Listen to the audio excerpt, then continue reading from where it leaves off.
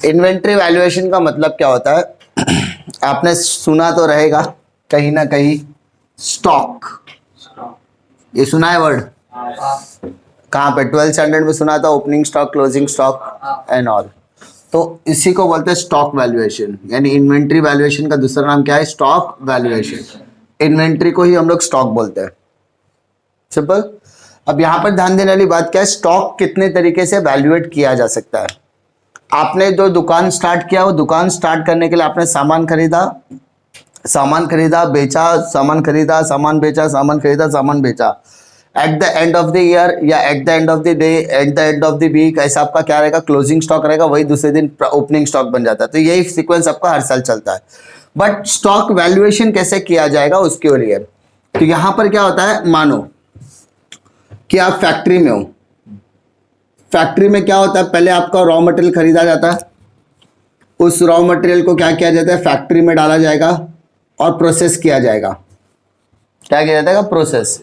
और प्रोसेस करने के बाद आपको फिनिश गुड्स में कन्वर्ट किया जाएगा। फिनिश गुड्स में कन्वर्ट करने का मतलब आपका जो सामान है वो बन के बाहर आएगा, पैकिंग वैकिंग करके आएगा, बाद में उसको डायरेक्टली क्या किया जाता है? बेच दिया जाता है।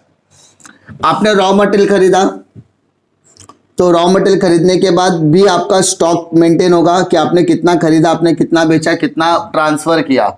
मतलब मैंने जितना खरीदा वो मेरे लिए परचेस में जाएगा। मेरे पास ऑलरेडी कुछ स्टॉक रहेगा तो उसको ओपनिंग स्टॉक में डालूंगा। फिर यहाँ से मैंने फैक्ट्री में कितना भेजा वो मेरे लिए क्या होगा? ट्रांसफर वाला पार्ट हो जाएगा। और मेरे पास जितना बचा वो मेरे लिए क्या हो जाएगा? स्टॉक हो जाएगा, क्लोजिंग स्टॉक। क्या बोलेंगे? सीधी बात है, अगर मेरे को सामान बनाना है तो आपके घर में जो चीज पड़ा है वो आपके लिए क्या होगा? Opening stock. सामान बनाने के लिए आपने कुछ मार्केट से सामान खरीदा तो आपके लिए परचेस हो गया। और बाद में वो सारी चीजें क्या होती है? वर्क इन प्रोग्रेस में, यानी फैक्ट्री में जाती है, प्रोडक्ट बनता है। प्रोडक्ट बनने के लिए के बाद आपके पास जो बच जाता है वो क्लोजिंग स्टॉक होता है। मतलब आपके इसमें एक चीज कंफर्म है, परचेज होगा, ओपनिंग स्टॉक होगा, ट्रांसफर होगा, और ट्रांसफर वगैरह करने के बाद आपके पास जो बच जाएगा वो हो जाएगा आपके लिए क्लोजिंग स्टॉक। सिंपल। ये सारी चीजें आपको याद रखनी है। अब यानी यहां पर एक तरीके का स्टॉक हो गया, stock of raw material, stock of raw material. अब फैक्ट्री में गया, फैक्ट्री में सामान बन रहा है, बना नहीं है, बन रहा है। बन गया तो फिनिश गुड्स बन रहा है, तो उसको बोलते हैं वर्क इन प्रोग्रेस। क्या बोलते हैं? Work in progress. तो वर्क इन प्रोग्रेस में भी क्या होता है कि काम चालू है, तो काम चालू है तो वो वर्क इन प्रोग्रेस में आएगा। फिर काम होने के बाद, प्रोडक्ट बनने के बाद आपके पास क्या आता है? फिनिश गुड्स आता है। तो ये फिनिश गुड्स क्या होता है? फाइनल प्रोडक्ट होता है। फाइनल प्रोडक्ट मतलब आप इसको क्या करते हो? इस्तेमाल कर सकते हो, बेचो, बेचने के बाद कस्टमर खरीदेगा, कस्टमर खरीदने के बाद आपको पैसा देगा, तो फाइनल प्रोडक्ट। एक एग्जाम्पल के तौर पर लेते हैं, आप लोगों ने कोकोनट ऑयल देखा रहेगा, नारियल का तेल। कोकोनट ऑयल बनाने के लिए, पैराशूट ऑयल बनाने के लिए आपको क्या चाहिए? कोकोनट चाहिए, है ना? वो भी कौन सा? ड्राई कोकोनट, सूखा खोपरा चाहिए। तो सूखा खोपरा आपके लिए रॉ मटेरियल हो गया। अब आप क्या करोगे? उसको क्रशिंग करोगे, उसके बाद रिफाइन करोगे, है ना? क्रशिंग मतलब उसको निचोड़ा, उसका बुरादा निकलेगा और उसमें से तेल निकलेगा। जो तेल निकला उसको रिफाइनिंग में डालेंगे, प्रोसेसिंग में डालेंगे। प्रोसेसिंग में बनने के बाद वो पैराशूट ऑयल की बोतल में चला जाएगा, है ना? पैराशूट ऑयल की बोतल में जाने के बाद तो क्या करोगे आप? फैक्ट्री को क्या करोगे? कस्टमर को बेचोगे। अब ध्यान देने वाली बात क्या है कि अब वो जो बुरादा निकला है, जो सूखा खोपरा का, जो सूखा खोपरा जिसको हम लोगों ने तेल में कन्वर्ट नहीं हुआ है, वो ड्राई कोकोनट को हम करने वाले क्या है? तो क्या करते हैं? दो चीजें। ड्राई कोकोनट से हम लोग फैक्ट्री में डाल के उसको क्या करेंगे? रिफाइनिंग वगैरह करके तेल निकाल दोगे। या तो जो ड्राई कोकोनट अब भी बच गया है उसको स्वीट वेंडर को दे देते हैं। स्वीट वेंडर मतलब हलवाई को दे देंगे, और वेंडर क्या करता है? उसकी खोपरे के बर्फी बना देगा, शक्कर और कलर वगैरह डाल के। तो ये प्रोसेस होता है। अब ये प्रॉब्लम नहीं है, ये तो हमारा प्रोसेस है, लेकिन हमें क्या करना है? यहाँ पर स्टॉक का वैल्यूएशन करना है। स्टॉक वैल्यूएशन का मतलब क्या होता है कि यहां पर स्टॉक वैल्यूएशन करने के लिए आपको स्टोर लेजर देखना पड़ेगा। क्या रहेगा? Store laser. एक स्टोर लेजर बनाना पड़ेगा जो स्टोर कीपर बनाता है। कौन बनाता है? Store keeper. स्टोर कीपर का काम क्या रहता है? आपने माल खरीदा, उसको परचेस बोलेंगे। आपके पास कोई सामान था, उसको ओपनिंग स्टॉक बोलेंगे। आपने कोई सामान सेल किया, उसको सेल में डालो, और आपके पास जो बच गया वो आपके लिए क्या बन जाएगा? Closing stock. समझा? इस चीजों को मेंटेन करने को वो क्या कहता है? Store laser. तो अब कितने तरीके से स्टॉक वैल्यूएशन किया जाएगा, कितने तरीके से स्टॉक वैल्यूएशन किया जाता है, ध्यान दो। तो स्टॉक वैल्यूएशन करने के लिए देयर आर 3 मेथड्स। कितने मेथड है टोटल? पहला फिफो, दूसरा लिफो, तीसरा होता है वेटेड एवरेज। ठीक है, वेटेड एवरेज मेथड। फिफो मतलब होता है फर्स्ट इन फर्स्ट आउट, जो पहले आया उसको पहले बेचो। लास्ट इन फर्स्ट आउट मतलब लास्ट इन फर्स्ट आउट। और वेटेड एवरेज मतलब मिक्सअप। एक एग्जांपल तौर पे देता हूं, आप लोगों के कॉलेज के आजू बाजू में कोई तो ये इडली बेचने वाला रहेगा, या घर के आजू बाजू में इडली बेचने वाला तो रहेगा, जो रोज सुबह इडली बनाता है और आपको गर्मा गर्म इडली देने की कोशिश करता है। अब ये जो इडली बेचने वाला है ना, वो तीनों में से कौन से मेथड पर काम करता है? फिफो पर। एग्जाम्पल के तौर पे मानो वो वेंडर आया 7 बजे आपके कॉलेज के गेट पर आकर खड़े हो गया और इडली का बेचना शुरू करता है 7 बजे डॉट 7 बजे। अब 8:30 बजे उसके पास एक और लॉट आता है इडली का, 7 बजे वाला लॉट, 8:30 बजे वाला लॉट। फिर 10 बजे उसके पास वापस एक लॉट आता है इडली बेचने के लिए। लॉट आता है मतलब सामान लेकर आता है, उसके घर से कोई लेकर आता है, इडली देता है। तो बताओ, अगर मैं 11 बजे पहुंचता हूं इडली खाने के लिए, तो वो मुझे कौन सी इडली बेचेगा? 7 बजे वाली। सीधी बात है, जो इडली सबसे पहले आई है पहले उसको बेचेगा। मानो 7 बजे वाला लॉट खत्म हो गया, तो मुझे 8 8:30 बजे वाला जो इडली बचा रहेगा पहले वो बेचेगा। 8:30 बजे वाला लॉट जब तक खत्म नहीं होगा 10 वाले को हाथ लगाने वाला नहीं है, क्योंकि उसको पता है कि ये 10 बजे वाला लॉट जो है वो 2 बजे तक चल सकता है, लेकिन 7:30 वाला 2 बजे तक चलेगा, उसको डाउटफुल है। तो क्या करता है, जो पहले बनाता है, जो पहले बनाया होता है उसको पहले बेचने की कोशिश करता है। तो फर्स्ट इन तो फर्स्ट आउट, जो पहले आया उसको पहले बेचो। जब ये खत्म हो गया तो इसको हाथ लगाने का। जब 8:30 बजे वाला लॉट पूरा खत्म हो जाएगा तो 10 बजे वाला लॉट हाथ लगाएगा। और जब 10 बजे वाला खत्म हो जाता है तो वापस अगर लॉट आता है तो लॉट, नहीं तो अदरवाइज दुकान क्या करेगा, वो बंद करके चला जाएगा। तो ये क्या करता है, लॉट में काम करता, फर्स्ट इन फर्स्ट आउट। ऐसा सामान जो जल्दी खराब हो जाएगा, तो जो जल्दी खराब हो जाएगा वो कौन से मेथड पर डील करते हैं उसको? First in first out. Perishable product बोलते हैं इसको हम लोग। पेरिशेबल मतलब जो जल्द ही खराब हो सकता है। ठीक है। लास्ट इन फर्स्ट आउट का मतलब होता है जो लास्ट में आया उसको पहले निकालो, जो लास्ट में आया उसको पहले निकालो। ये ज्यादातर आपको लिकर में देखने के लिए मिलेगा। दारू, लिकर का नया स्टॉक आया उसको पहले रखा जाता है, क्योंकि वो ऐसा कहा जाता है कि जो पुरानी दारू होती है बहुत ज्यादा वैल्यू देती है। 10 साल 100 साल पुरानी, अरे 100 साल पुरानी वाइन है, 150 साल पुरानी वाइन, तो उसकी वैल्यू बढ़ जाती है, उसकी वैल्यू अप्रिशिएटेड होती है। तो ज्यादातर ये प्रोडक्ट आपको लास्ट इन लिकर में देखने के लिए मिलेगा और ये सिलेबस का हिस्सा नहीं है। बट वेटेड एवरेज का मतलब होता है मिक्सअप। जो मेरे पास था, जो मेरे पास परचेज है, जो मैंने सेल किया, वो सबको मिक्सअप करूंगा और उसका मैं क्या निकालूंगा? वेटेड एवरेज वैल्यू निकालूंगा, एवरेज वैल्यू निकालूंगा। उस एवरेज वैल्यू पर मैं क्या करूंगा? उसको बेचने की कोशिश करूंगा। यहां पर क्या होता है, इस मेथड को करने के टाइम पर याद रखो, परचेज और सेल, ये दो चीजें पर आपको ध्यान देने की जरूरत है। परचेज प्लस करना, सेल माइनस करना है। अभी क्या कर रहे हैं, पी प्लस माइनस तो मैंने बता दिया, लेकिन कहां पे कैसे करना वो सारी चीजें आपको सम करते समय समझ में आएगी। अब मैं खाली आपको एक चीज बताता हूं। एग्जाम्पल के तौर पे देखो, मानो आपके पास ओपनिंग स्टॉक है 200 यूनिट का, 5 रुपए के रेट से 1000 रुपए का सामान आपके पास है। अब आपने एक परचेज किया, 100 यूनिट खरीदा, 6 रुपए के रेट से 600 रुपया हो गया। तो अब आपके पास कितना सामान है बताओ? 300। आपने ओपनिंग स्टॉक में 200, परचेज आपने 100 किया, तो अभी आपके पास टोटल 300 प्रोडक्ट है। कितना प्रोडक्ट है? तो फीफो क्या करेगा, 200 वाला भी आपके लिए वैल्यू रखता है 5 रुपए के हिसाब से 1000, और क्या करेगा 100 रुपए वाला भी 6, यानी आपके पास 2 लॉट है। कितने लॉट है? 2। एक का 5 रुपए का रेट है, दूसरे का 6 रुपए का लॉट है। ठीक है। आपने फिर से परचेज किया, बट इस बार आपने 200 यूनिट परचेज किया 6 रुपए के रेट से। कितना हो गया? 1200। अब आपके पास 3 लॉट आ गए, 200 × 5 × 1000, फिर 100 इंटू 6, ये 600 का लॉट हो गया, और एक हो गया लॉट 1200 रुपए वाला लॉट। तकलीफ 3 लॉट हो गया। अब मेरे पास एक कस्टमर आया, बोला मेरे को एक काम, मेरे को 1500 सामान चाहिए, 1500 चाहिए तकरीब, सॉरी, उसने बोला कि मेरे को 500 गुड्स चाहिए। कितना चाहिए? 500। तो बोला ठीक है 500 मैं आपको देता हूं। तो 500 बेचना है मुझे, मेरे पास है कितना? 200, 300, 400, 500। बोलूंगा हाँ 500 आपको मिल जाएगा, लेकिन जो पहला 200 मिलेगा वो आपको 5 के रेट से मिलेगा,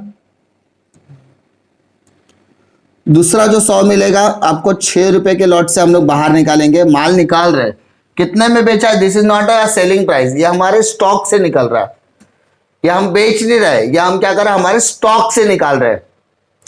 4.5 रुपए का पार्ले जी मुझे आ रहा है ना, मैं मार्केट में 4 रुपए का पार्ले जी आया, मुझे 4.5 का पार्ले जी आया, डजंट मैटर, मुझे बेचना कितने में? 5।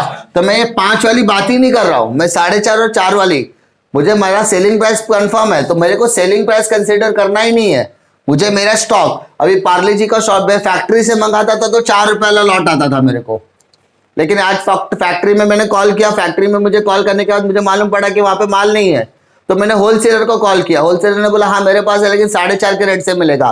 बोला ठीक है बेच दे भाई। तो 4.5 रुपए वाला पार्ले जी का पैकेट है, नहीं वहाँ पे मुझे 8 का प्रॉफिट है खाली। बोला चले आ रहा है ना सामान, लाने दे। तो मेरे पास लॉट 2 आ गया, 4.5 रुपए वाला भी लॉट आ गया और 4.5 वाला भी लॉट आ गया। तो लॉट आ गया तो मुझे वो चीजें कंसिडर करना है, मैं बेचूंगा कितने में वो मेरा लुकआउट नहीं है, मेरा लॉट निकलना चाहिए, सामान मेरा बिकना चाहिए बस। और तीसरा वाला दूसरा बोला 200 रुपए 6 रुपए के हिसाब से मैं बाहर निकाल रहा हूं, मतलब मेरा सामान क्या हो गया? बिक गया। अगर वो बोलता 250 250 का है तो मैं पहले मैं 200 वाला निकालता, अब 50 कम पड़ा है ना, 250 में से 200 दे दिया, अब बचा कितना? 50, तो मैं 50 बेचता। बट कौन सा लॉट? 6 रुपए वाला। तकलीफ अगर वो मुझे 350 बोलता तो मैं क्या करता? 200 पहले देता, फिर 100 देता, कितना? 6 रुपए वाला। अब कितना बचा मेरे को? 200 प्लस 100 300 हुआ, मैंने 350 का, तो 50 कम पड़ा ना, तो 50 6 रुपए के रेट से आ गया। कौन से लॉट में से? 200, यानी लॉट का गेम है। क्लियर? समझेगा सम के हिसाब से भी। बट वेटेड एवरेज मेथड ऐसा नहीं करता। वेटेड एवरेज मेथड क्या करता है? वो क्या करता है, पहले ओपनिंग स्टॉक है, ठीक हो, पहले ओपनिंग स्टॉक लिखो एज इट इज, कोई तकलीफ नहीं। अब आपने परचेस किया कितना? 100 ना, तो देखो यूनिट कितना है? 100, यहां पे यूनिट कितना है? 200, टोटल कितना हो गया? 300। तकलीफ पहले यूनिट कितना था? 200, अभी यूनिट कितना है? 100, तो टोटल यूनिट कितना हो गया? 300। तो यूनिट में यूनिट प्लस किया, वैल्यू कितना है? 1000 और 600, तो दोनों को ऐड किया कितना हो गया? 1600। अब 1600 डिवाइडेड बाय 3 कर, कितना आएगा बता? 1600, 1600 डिवाइडेड बाय 300, 5.3। सिंपल हाँ है ना। अब वापस मैंने एक परचेस किया, 200 वाला, तो मेरे पास अब यूनिट कितना हो गया? 212, 500 यूनिट्स। वैल्यू कितना हो गया? चेक करो, वैल्यू तीनों की वैल्यू ऐड करो, 2800, तो डिवाइड करो 5.6, है ना। अब यहां पर सेल करने के टाइम पे हम लॉट वाइज निकालते थे कि पहले 200 का लॉट निकालूंगा, फिर 100 का निकालूंगा, फिर बाकी का जितना भी मुझे मांगेगा उतना। बट यहां पर ऐसा नहीं होगा, उसने बोला 300 देना, तो 300 दिया, 5.6 के रेट से इतना आ गया आंसर। ठीक है, यानी यहां पर क्या होगा कि आप एवरेज कर रहे हो, इसको क्या बोल रहे हो? एवरेज। इसको बोलते हैं वेटेड एवरेज मेथड। क्या बोलते हैं इसको? Weighted average method. FIFO method में ईच एंड एवरी चीजों को प्रॉपरली रिकॉर्ड करना है। परचेस को परचेस, सेल को सेल, ओपनिंग स्टॉक को ओपनिंग स्टॉक, और सेल करते समय ईच एंड एवरी लॉट से हमको माल क्या करना है? बेचना है। बट वेटेड एवरेज में ऐसा नहीं होगा। इसमें क्या होगा? परचेज करते समय यूनिट में यूनिट को प्लस करूंगा, वैल्यू में वैल्यू को प्लस करूंगा, मतलब ये जो वैल्यू निकाला उसको कॉस्ट बोलते हैं। क्या बोलते हैं? कॉस्ट। तो कॉस्ट में कॉस्ट को प्लस करूंगा, और करने के बाद अमाउंट में से यूनिट को डिवाइड कर दो, तो आपको रेट मिल जाए। क्या मिलेगा? रेट। सेल करते समय मैं ऐसा नहीं करूंगा, सेल करते समय यूनिट में से यूनिट को माइनस करूंगा, अमाउंट में से अमाउंट को माइनस करूंगा, या जो रेट वगैरह आता है उसके हिसाब से करने के बाद मुझे अमाउंट डिवाइडेड बाय यूनिट कर दूंगा, तो मुझे वहां पर भी क्या मिलेगा, रेट मिल जाएगा। क्या मिलेगा, रेट। यानी जो रेट मैंने यहां पर कैलकुलेट किया वही रेट से मुझे यहां पर माल बेचना है। और इस रेट में अगर फ्रैक्शंस आता है, मतलब अगर आपने भी देखा है 5.3333 आपका आंसर आ रहा था, तो यहां पर ये पूरा फ्रैक्शन आपके लिए बहुत ज्यादा इंपॉर्टेंट रोल प्ले करता है, इसीलिए इसको कैलकुलेटर में ही करना ज्यादा इजी है। कैलकुलेटर यहां पर इंपॉर्टेंट रोल प्ले करेगा। किसी का आंसर आएगा 5.33436932, इतना बड़ा आएगा, तो आप राउंड ऑफ करके लिखना, आपको दो वैल्यू है, लिखना आपको 5.6 5.3 है, लेकिन कैलकुलेटर पे ये पूरा वैल्यू वहां पर शोकेस करना चाहिए। मतलब मैं वहां पर 500 इंटू 5.6 नहीं करूंगा, मैं वहां पर क्या करूंगा, मेरा जो आंसर आएगा, मेरा आंसर आएगा 5.66666666 इंटू 500 कर दूंगा, तो मेरे को आंसर मिल जाएगा। ठीक है, तो यानी वहां पर जो फ्रैक्शंस आएगा वो मेरे लिए बहुत ज्यादा इंपॉर्टेंट होगा, क्योंकि वो फ्रैक्शन मुझे एक्यूरेट वैल्यू देगी। एक्यूरेट मतलब एकदम एग्जैक्ट वैल्यू देने वाली है, समझा, क्लियर। तो यहां पर कैलकुलेटर का रोल क्या हो जाएगा, सबसे ज्यादा इंपॉर्टेंट होने वाला है। क्लियर। अब इतना सारा होने के बाद आपको एक चीज याद रखना है, आपको दो मेथड है, एक तो आपका फीफो है, दूसरा आपका वेटेड एवरेज मेथड है।